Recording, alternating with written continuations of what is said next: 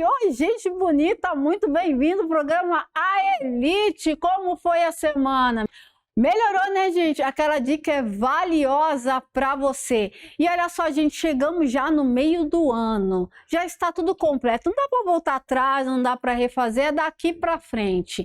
Olha, aqui nós damos dica de moda, nós damos estratégia de elite para você que tem negócio. É só seguir os passos aí, gente. Aprende com quem sabe e você vai ver que a sua vida vai melhorando dia após dia, porque evoluir faz parte do sucesso. E nem sempre a evolução é boa, como eu falo sempre. Mas olha, agradecer a Deus todos os dias por isso aqui, ó.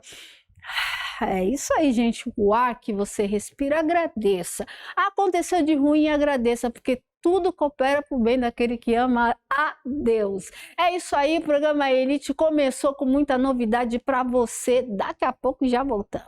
Bem.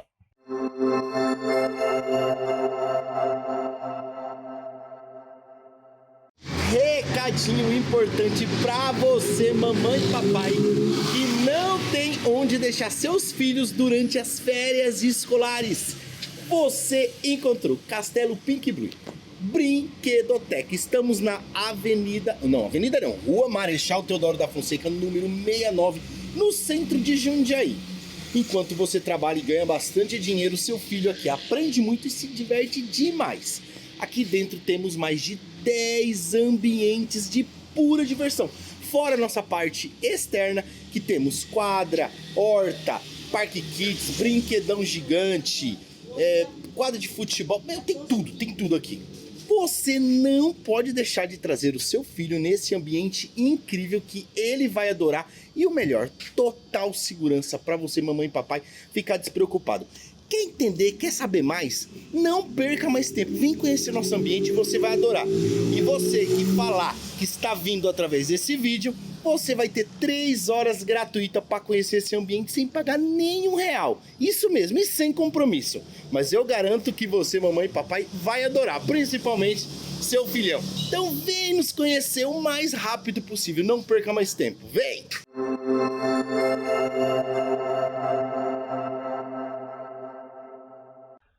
Programa Elite prepara o melhor para você. Curte aí, chama mais gente. Programa A Elite, quadro Beleza em Foco. Hoje uma edição mais do que especial. Estou aqui em Goiânia, no Instituto Milhomem, que é a maior clínica de transplante capilar aqui na região centro-oeste do Brasil. E hoje com uma convidada mais do que especial, a doutora Vitória Guimarães, que faz parte aqui do quadro clínico do Instituto, especialista em transplante capilar e que também tem outros procedimentos, ela vai comentar aqui com a gente um pouquinho mais, para auxiliar as pessoas, tanto público masculino e feminino também, a tratar a queda capilar. Primeiramente, doutora, obrigado por ter aceitado o nosso convite, seja bem-vinda. Eu que agradeço pelo convite, muito obrigada. É um profissional que eu admiro muito e obrigada pelo convite. Estamos agora na estação do inverno, que é uma estação que as pessoas sempre buscam estar um pouco mais confortáveis, a região um pouco mais quente, banhos um pouco mais quentes. Doutora, quais são os cuidados que nós temos que ter nessa estação do inverno com relação aos cuidados com o nosso cabelo? Então, no inverno, as pessoas costumam ter um pouco mais de queda capilar. Não é a impressão dos pacientes, a maioria dos pacientes queixam muito disso por conta dos hábitos diários mesmo dos pacientes, como tomar banhos mais prolongados, banhos muito quentes, espaçar o tempo entre as lavagens do cabelo. Então, isso tudo causa a queda no cabelo. Então, aquela história de que o frio, lavar o cabelo em água quente, realmente acaba prejudicando mais a queda do cabelo, pode intensificar? Isso é verdade? Sim, é verdade.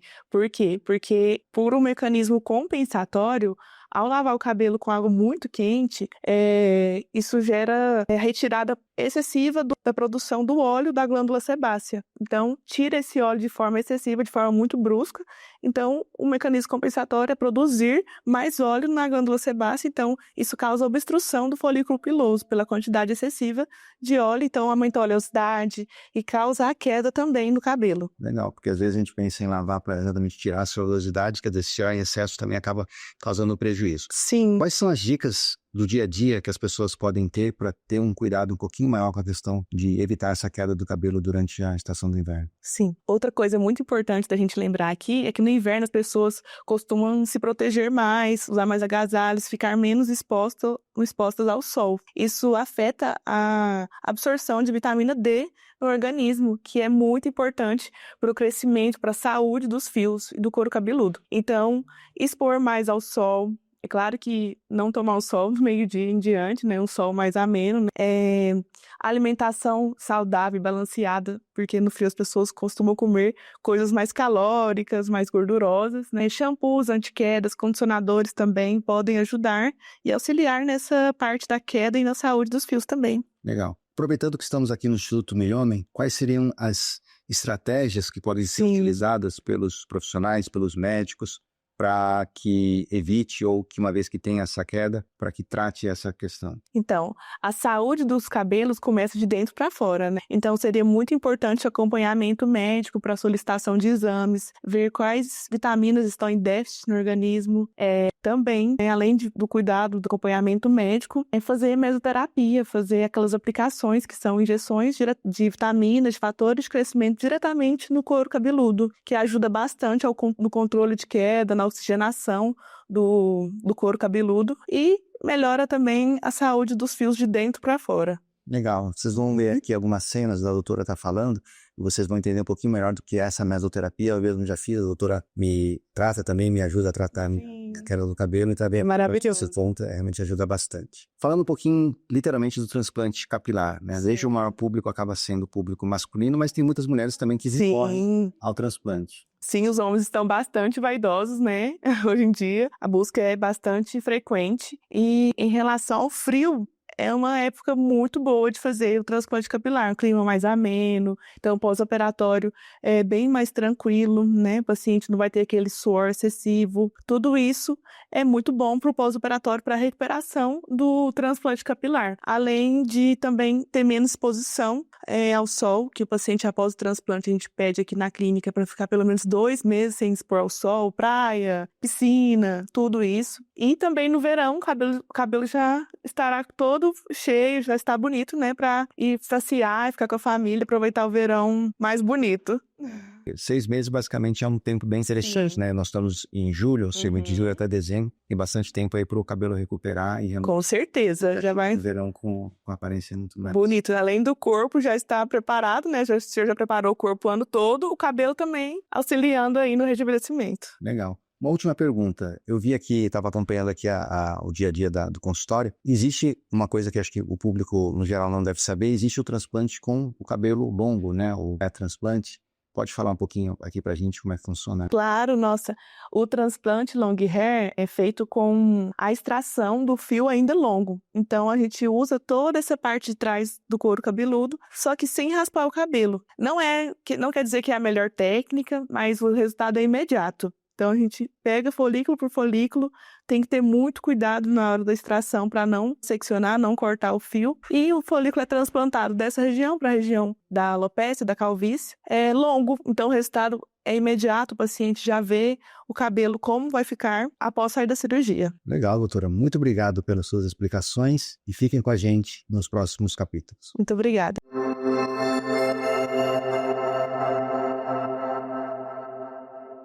De elite para elite, curta essa programação que foi feita para você. É isso mesmo, Carol, time aqui em peso reunido para um único objetivo: emagrecer e trazer uma versão mais nova e saudável da nossa querida Carol Nardi. E para apresentar aqui, eu tenho aqui o Vinícius Zago, nutricionista responsável por toda a prescrição alimentar, e o João de Pietro, personal, que está auxiliando a Carol na atividade física. E como é que tem sido a Carol do começo até agora, desde o momento que a gente passou a entrar com a reposição? Realmente, depois que o doutor iniciou com a reposição, né, a gente notou, né, um grande aumento na força, no treinamento, então ela teve uma melhora nesse treinamento e a gente conseguiu progredir realmente na parte da intensidade, com o volume de treino e de carga também. Então hoje a gente vê uma Carol totalmente diferente de quando ela iniciou. Então hoje ela está muito melhor no treinamento do que quando ela iniciou com a gente lá quando ela realmente estava nesse déficit com essa dificuldade, né? Sim. Falando um pouquinho do treinamento da Carol, você costuma focar alguma coisa nas pessoas, nos alunos que são iniciantes, ou como é que tem sido a sua abordagem nesse contexto? Normalmente a gente começa com um treino adaptativo, né? A gente procura entender mais sobre esse paciente, sobre esse aluno, né? E em cima disso a gente vai tendo esse feeling diário, né? Da progressão, da melhora do treinamento, do desenvolvimento do aluno durante o treinamento. Então isso é muito individual, então por isso que a gente tem que ter esse certo cuidado, porque não é uma coisa que a gente, vamos dizer assim, uma receita de bolo. Cada pessoa ela vai responder de uma forma. E após o início de utilizar o medicamento, né, a reposição hormonal, a gente notou uma grande diferença na evolução da Carol, principalmente na força, né, doutor?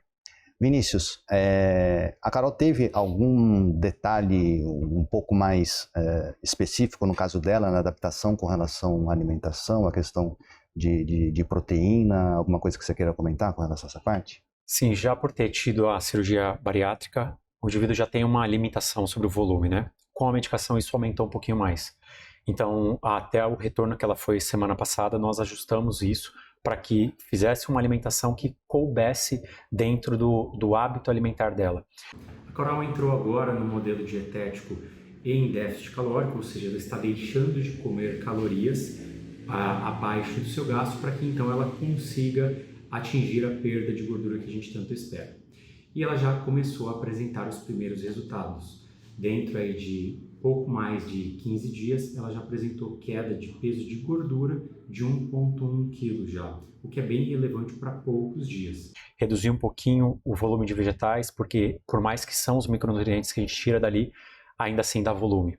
Então a gente teve que ajustar isso, ajustar um pouquinho o valor proteico e utilizar alguns alimentos que ela tinha como preferência, para que isso facilitasse um pouquinho a adesão. Normalmente a gente vai encontrar ainda outros obstáculos para a gente trabalhar, mas a gente vai sanando pouco a pouco. Legal, legal. E até entrando nesse ponto, falando de possíveis obstáculos, quais são as próximas etapas que você está prevendo aí na tua parte com relação a Carol?